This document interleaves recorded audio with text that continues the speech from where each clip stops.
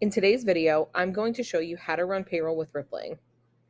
I'll walk through getting familiar with your dashboard, using the hiring and offboarding wizards, navigating to payroll, entering employee hours, reviewing and submitting pay runs, running off-cycle payrolls, and even running payroll reports. Hi everyone, I'm Heather Landau, payroll specialist and staff writer for Fit Small Business. Let's get started. Getting familiar with your intuitive employer dashboard. The first thing you'll see when you log in is your to-do list, populated with any time-sensitive action items that are being flagged for your immediate attention. This list will help you to ensure that you're not falling behind and that everything for your employees and your payroll are in order. Once you scroll below your to-do list, you'll see a list of your company apps. These include both internal and external add-ons that your company utilizes, from payroll, time off, and insurance to Google Workspace and even LinkedIn. Rippling has the ability to integrate with over 500 third-party softwares that make running your business from one dashboard quick and simple. You can also use the expandable toolbar on the left-hand side of the screen to easily access the most vital parts of your HR and payroll, including HR management, insurance and benefits, IT management, and so much more. Hiring and offboarding wizards. From that expandable toolbar, let's start by taking a look at Rippling's hiring and offboarding wizards. When you click Hire, the system will ask you whether you're hiring a previous employee or if you'd like to enter the candidate's details manually. If you click on I'll be hiring a previous employee, you'll then be able to select from the previous employees that have been added to the system. You'll then be asked whether or not that employee is going to be working in a same role or in a new role. And then you'll confirm the first name, the last name, and you'll need to add an email address. Once you've added this preliminary information, you'll click Continue on the bottom right-hand side, and you'll continue to be walked through the wizard to confirm the employee's information and add any new details that are required. This will be a very similar process if you choose the second option. I'll be entering the candidate's details manually. From this screen, you'll enter the first name, the last name, and the employee's email address. And just like the previous, you'll click Continue on the bottom right-hand side, and you will continue filling out all of the employee's information. Next, let's take a look at the offboarding wizard. If you click on Offboard, you'll be prompted to search or select for an employee. So you'll just want to start typing the name of the employee that you're looking to offboard. You'll click on their name.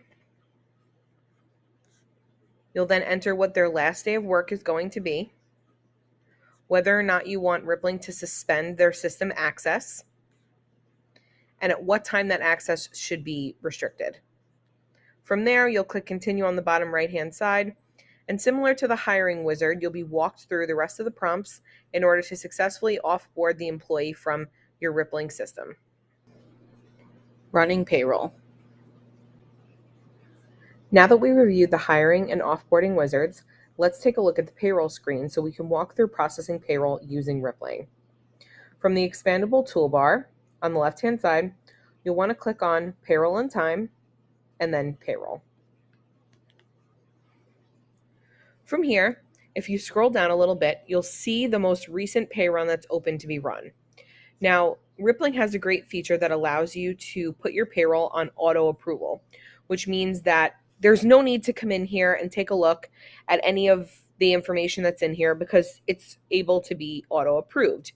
However, it is being flagged, as you can see here, with a note that's saying that the auto approve is not going to be able to go through because they're missing some information. So when we click on the Run Payroll screen, we'll be able to look at that issue and also walk through processing payroll in the event that you don't want it to be automatically run for you. So let's go ahead and click on that Run Payroll button. And the first screen that's going to load for us are our salaried employees. So here we're going to see the message that there are some critical issues with Sam, which we'll get to in just a second. We're going to click Continue. And like I mentioned, the next thing we're going to see is our salaried employees. So we can scroll down, and anybody that's salaried, they're already going to have their salary automatically populated here. So we'll see their name, their salary, any amounts for life insurance, long-term disability, short-term disability, a place where we can add reimbursements.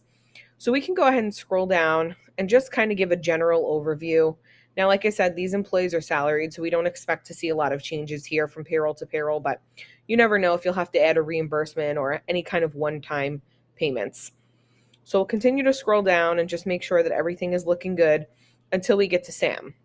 So anytime there's an issue with an employee in payroll, you're going to see this caution button, which is a really great tool that we can use to make sure that we're not missing anything. So next to Sam, we're going to go ahead and click it. And we'll see that the reason why Sam is being flagged in this payroll is because there is some missing critical information, including their bank account, some tax information, their home address, their social security number. So the system gives us two options. We can either add the details ourselves, but in the event that you don't have the details as the employer, you can also request missing information. So this will personalize a message that's going to be sent via email in order for them to go ahead and fill out that information themselves. You can even add a personalized message here, and they'll get an email that prompts them to log into Rippling and fill out all this information on their own. So that's a really great tool here. For now, of course, we're just going to skip through. We're going to ignore this issue with Sam so we can go through the rest of the payroll process. Now you'll notice here, this is another employee that has a caution button, but this one is for a potential missed clock out. Now, this is a really nice way to check and see that nothing has been missed before you go ahead and push payroll through. So it seems if we go down, we'll see an orange button next to some of the time entries that the system is flagging there may be a potential missed clock out. Now, if you see here, entry exceeds 12 hours. So in this clock out, the person was working for 12 hours and 13 minutes. We have another flagged one here, 14 hours, another flagged one here. So these would be a really helpful way for you to go in and see potentially your employees did forget to clock out and there are some sort of issues here that you need to fix before you go ahead and pay for that time. In this case, it looks like this employee has a lot of time entries where they're working, 10, 12, 15 hours. So we're going to go ahead and assume that that is correct, and we're just going to leave it as it is. So we'll click out from here, and then on the bottom right-hand side, we're going to want to click the next button, which is going to bring us to our hourly employees. Similar to the last screen, we only have two of these folks here, but from the time and attendance software, the hours have already been pulled over, their pay rate has already been pulled over. Now, you'll notice these two employees also have these caution buttons for potential missed clockouts. So just like the last screen, you can always click into them, scroll down. The time tracking is going to automatically populate here so that you're able to go ahead and take a look and make sure nothing is looking incorrect. So this is a great example, 14 hours. Take a look at it. And at that point, you can click in and edit it if something needs to be changed. But just like in the previous screen, we're just going to assume that those are accurate clock in and clock outs. So once you've decided that everything here looks good, you'll go ahead and you'll click next, which will bring you to the contractor screen. We've only got one contractor here. It's auto-populated since it is a recurring payment, but you'll also be able to go in here and change it if there's anything that needs to be changed. From here, we'll go ahead and on the bottom right-hand side, once again, we'll click Preview Payroll. This is now going to populate a screen. It'll take a couple of minutes to do so, that we can use to preview all the information that we've loaded in the last couple of screens.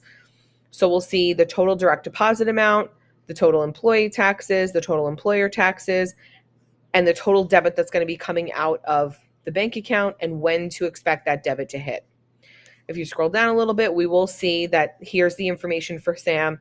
We can still process the payroll, but Sam is not going to be paid. Of course, we know that because Sam's bank information, social security number, the information is not in the system. So we won't be able to process payroll for Sam at this time.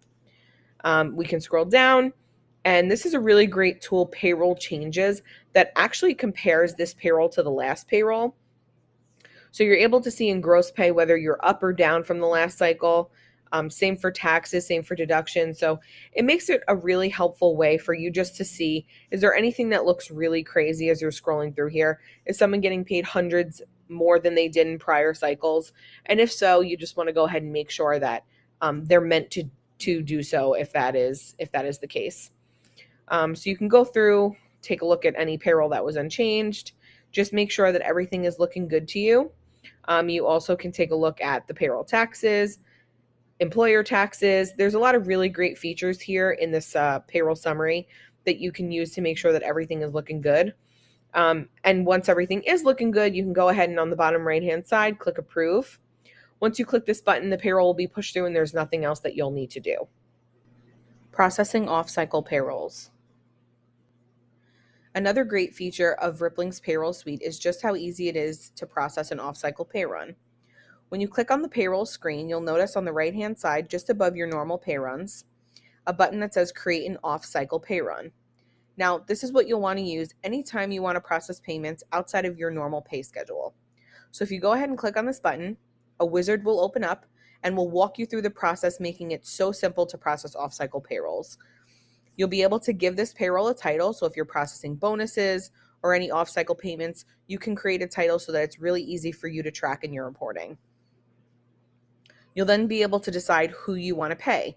Do you want to choose individual employees or contractors? Does this only apply to a couple of your employees? Would you like to pay all of your hourly, all of your salaried, all of your contractors? You can choose here exactly who this payroll is going to apply to. As you continue down, you can decide, do you want to specify the net pay, or do you want to have Rippling calculate the gross pay from the net? So normally you would decide what the gross pay is going to be. That's what you do in your normal pay runs, but they do give you the option to create a payroll using the net pay amounts also, and Rippling will gross up that payment for you. As you continue to scroll down, you can decide whether or not you intend to pay them via check or if you're going to be doing some direct deposit. You'll select what the pay date is. Would you like to display a pay period for this run? And as you continue down, it's going to ask you a couple more questions. Do you intend to pay bonuses and commissions? And when you get down to the bottom of this, you'll click on the bottom right-hand side, move on to the next step, and you'll be able to enter the payments for your employees as easy as that. So Rippling software makes it really easy to run off-cycle payrolls anytime you want to process payments outside of your normal pay cycle. Running payroll reports. Once you've processed all of your regular payrolls, plus any off-cycle payments that need to be made, it's important that you know how to run reports using Rippling's payroll software. So when you come to your payroll screen, you'll see here along the top-hand side, this menu, the option for reports. So if we go ahead and click in there, we'll see some of the standard reports that are available in the system. For today's example, we're going to go ahead and run a journal report. So once we click into there, the system allows us to configure the report for exactly what we're looking for. So today we're going to pull a monthly report for December of 2021. So once we go ahead and click apply, it's going to take just a couple of seconds to load the information, but the information will be broken down between company, departments, and employees. So whatever is the most valuable way for you to view that information, you'll have the option to do so once the information loads here in Rippling. And now that it's broken down, what's really nice about these reports is even though we pulled it on a monthly basis, Rippling is going to show you these pay runs as they were run in the month of December. So this is the first pay run. You'll see we had a pay run from December 1st to December 15th. You'll see all the totals and everything that you're looking for on a summary basis right here. If we scroll down a little more, we'll see that second pay run that was processed in December of 2021 from the 16th to the 31st. And if we scroll down to the bottom of the report, we're actually going to get the gross totals for all of the runs within that month. So this is a really great way to see both the granular and the overview depending on what you're looking for. But this can be a really nice way to see if there are any discrepancies in particular that you're looking for throughout that month. This report gives you the option to see it both on a per payroll basis and then see the totals at the bottom. And of course, on the top right-hand side, you'll have the option to download these reports, in which you can download them both as a PDF or as a CSV. Now that we've covered using your employer dashboard, how to navigate the hiring and offboarding wizards, processing payroll and off-cycle payments, and running reports, you're ready to utilize Rippling's HR tools and process payroll for your team. If you want a step-by-step instruction guide, check out our link to the How to Do Payroll and HR with Rippling article in our description box below. Thanks for watching.